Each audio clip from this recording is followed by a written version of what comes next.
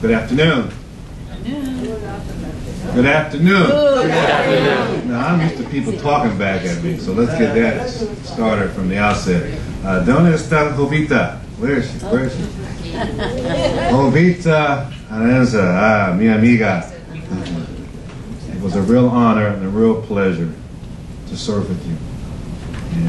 And I do miss you, so before you go, I would really like to exchange information. She was wonderful, ladies and gentlemen, and in government, in life, in the private sector, you need good partners, and Jovita was an excellent, excellent partner, so thank you.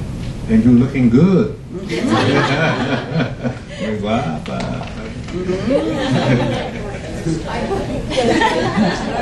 So, Anna, also a pleasure to see you. My best regards to your husband and your family. Anna was another great strategic partner with us at MBDA. It was a great pleasure to be on the road with you and learn from you, and so it's really nice to see you. Betty and I go back to our days at Harvard, and so I'm very happy to see you. And of course, what can I say? What can I say about Miss Caballero? So I thank you for your invitation.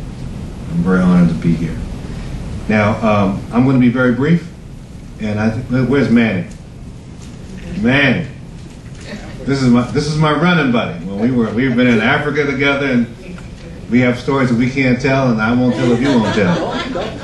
Okay, but it was always good to have someone on the road with you that you can enjoy and that you can laugh with, because I think sometimes in government we forget how to have fun. We forget how to laugh and to have some joy in the work that we do. And Manny and I had a philosophy: we work hard, then we play hard. So I'm real happy to see you. So I know that you and I are going to hook up, and okay, all right, good.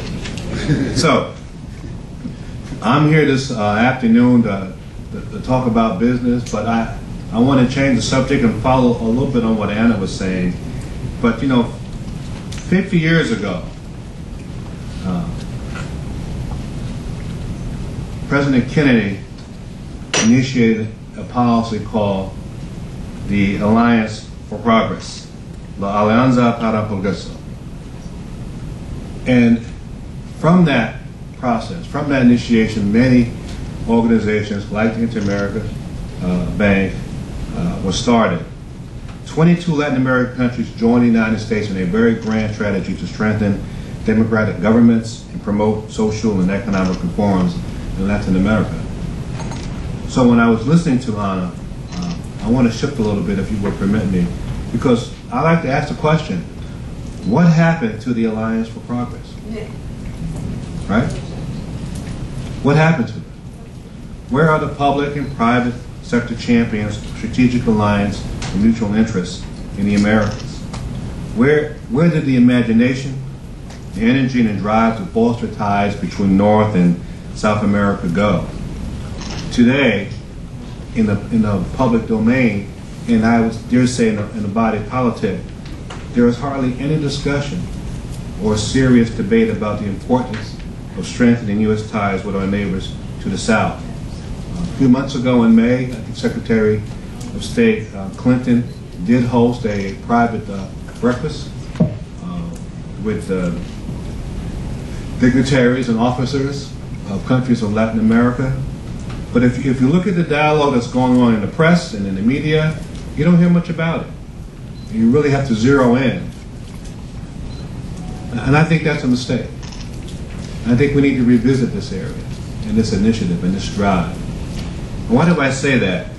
Let's go backwards a little bit. In 2002, while at MBDA, we had the great honor and pleasure to have Secretary of State Colin Powell as a featured speaker at Medway.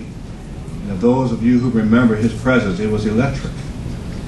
He noted the importance for the United States to engage in what he called a noble cause of assisting developing emerging economies in developing countries to foster and grow, and particularly in the area of entrepreneurship and business enterprise development. Looking back, we were greatly inspired by his message. So much so that the following year in 2003, the theme for Medway with strategies for growth in the American economy, pursuing the global economy. We also had the good fortune and insights of a commissioned report by the Tuck School of Business at Dartmouth, which was entitled Minority Business Enterprise in the Global Economy. And so I'm really pleased that Jovita and Manny are here, because SBA was a very critical partner with MBDA in pursuing the global economy. And I kid you not, we traveled all over. We were in Puerto Rico.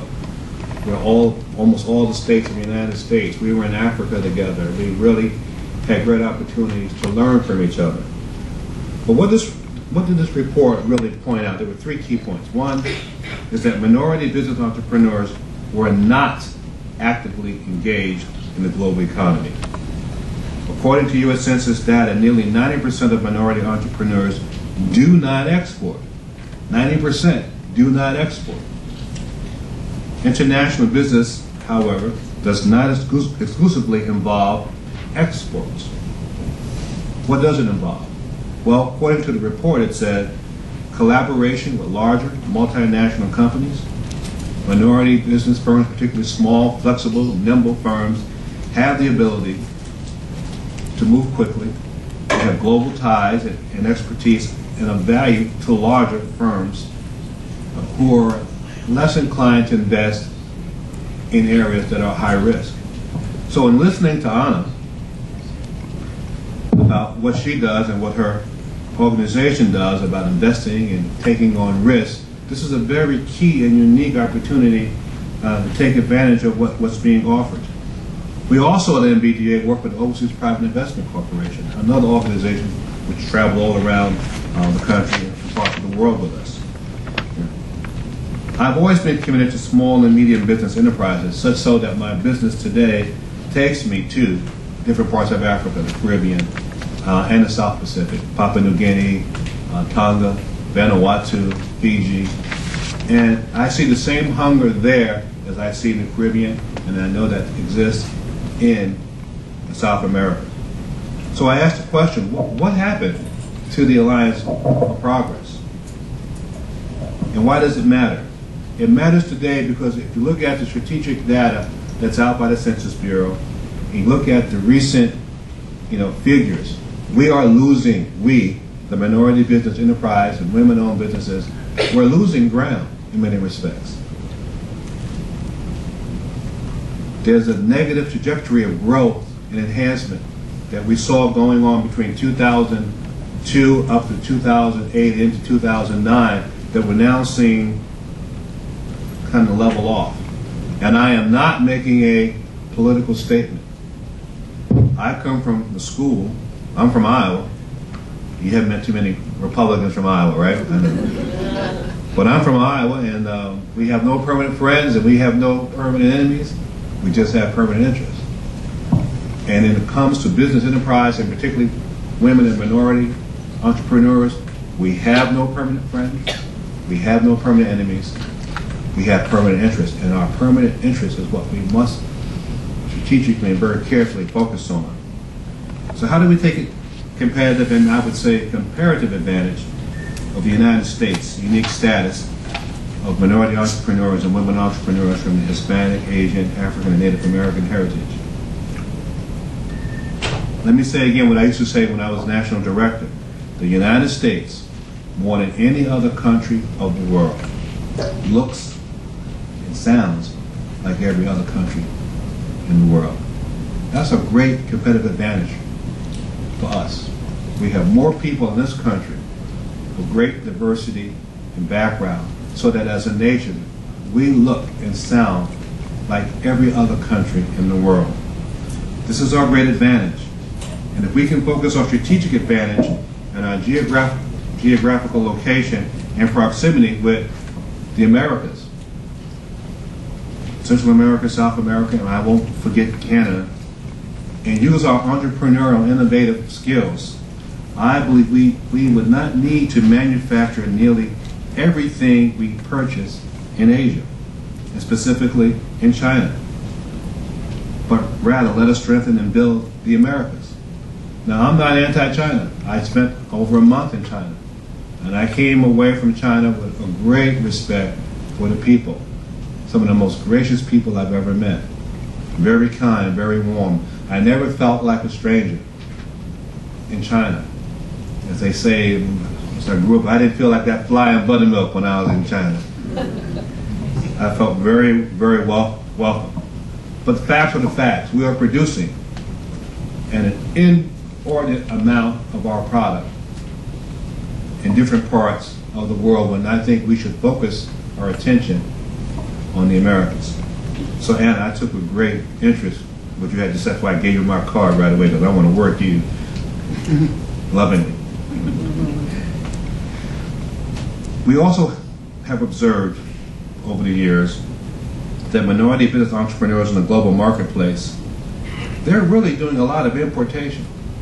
Not so much exports, but importation. Many of the products that are designed for the U.S. market consumption and then sold at high margins. And if you look and you're honest and you look at the facts, there are a lot of people, particularly from the Asian and Hispanic community most recently, that are producing products overseas and bringing them back to the United States and then selling them at very high margins. And I think that's a good thing. I think we should continue that. But my encouragement here today is let us do it in the Americas. Because, as Anna Cabral has stated, there are people who benefit from our good work, from our business entrepreneurship, from our business enterprise in the Americas. They benefit when we can build those cement floors. And I've seen those dirt floors in Africa. And I've seen young Americans, 18, 19, 21 years old, sleeping on floors and huts, giving young Africans, medicine, needles, inoculations for malaria, carrying bundles of mosquito nets on their back. Young Americans in hot Arab African countries. And we should be proud of these young people. We could be doing more of the same in the Americas. Frankly, if we're honest, we've turned our attention away from the Americas. We should be in Panama, in Brazil, in Chile, Argentina, Mexico, Peru, and yes, even Colombia. Our strategic interests are in this hemisphere and not per se in the Middle East, or with an obsessive preoccupation with Asia to mass-produce products for consumption to gain margin. We can do that here in the United States. And one place I think we could do that, where I think we're not paying attention, is with our Native American brothers and sisters.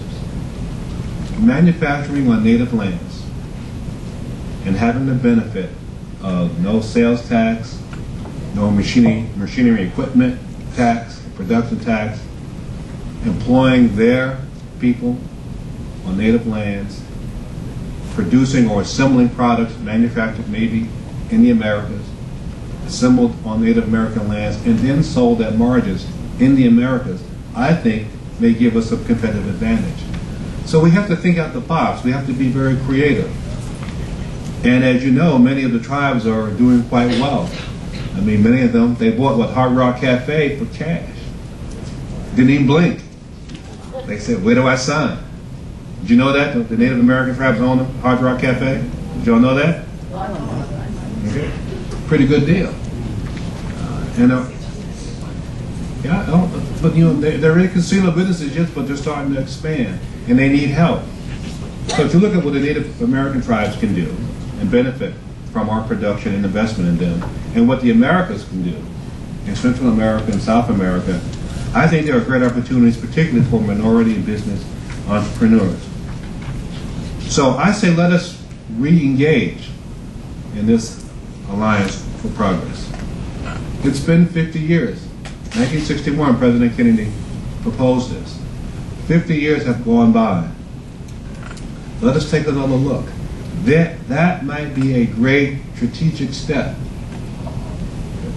Ms. Cavallaro, particularly for the dialogue on diversity. It may be a great strategic step to revisit this, to work with the Organization of American States, the Inter-American Bank, the World Bank, and say, we have a new initiative, we have a new focus. We certainly have the talent. There's no question that we have the talent. The question is, do we have the imagination and do we have the will? I know Jovita, and I know Nanny, I know Teresa. The skill is here. Do we have the leadership and the will to make a difference? So it's with that,